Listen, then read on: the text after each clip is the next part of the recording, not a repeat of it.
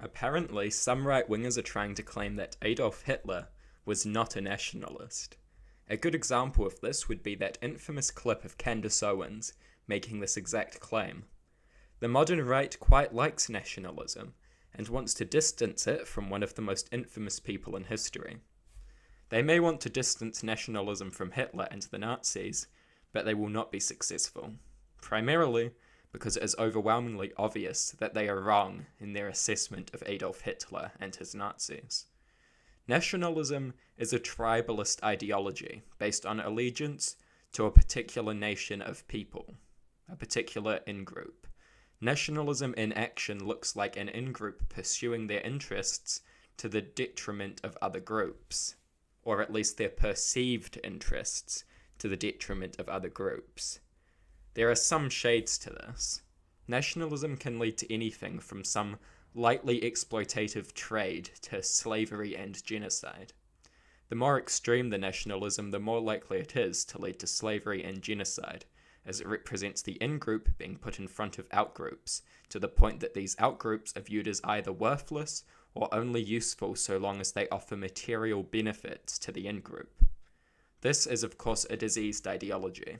It is a refusal to take part in a mutual moral order of respect and cooperation. It is primitive and it is deadly.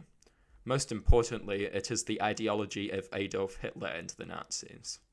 The Nazis valued an ideal of a German citizen and a German nation-state.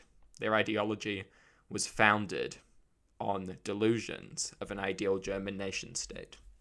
They pursued what they believed were the interests of this in-group to the detriment of all other groups. They went as far as to enslave and genocide these out-groups in pursuit of what they perceived as the German interest.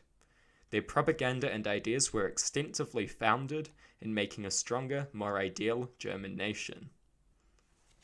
They gained support by exploiting national feelings of anger that were later weaponized in extremely aggressive nationalism. Hitler did not want to expand due to internationalism. He did not want to unify and work with other people. He wanted to win back Germany's pride and honor after World War I. He wanted to genocide and enslave, and he made this very obvious when he committed some of history's most hideous and evil atrocities. Violent German nationalism caused these atrocities, and to claim otherwise is an insult to the memory of the victims. We need to remember what the threats to human well-being are so we can deal with them. The Nazis and their crimes were a result of violent nationalism and an obsession with narratives based on a German nation. As Nazism was built on the nation and a fantasy ideal of its people, it was nationalism in its most pure and extreme form. Anyone who claims otherwise is ignorant of history, politics, and basic reality, and should not discuss these issues any further until they have educated themselves. It is astonishing that truths as obvious as this one are somehow up for debate. Nationalism is right-wing. The Nazis were nationalists.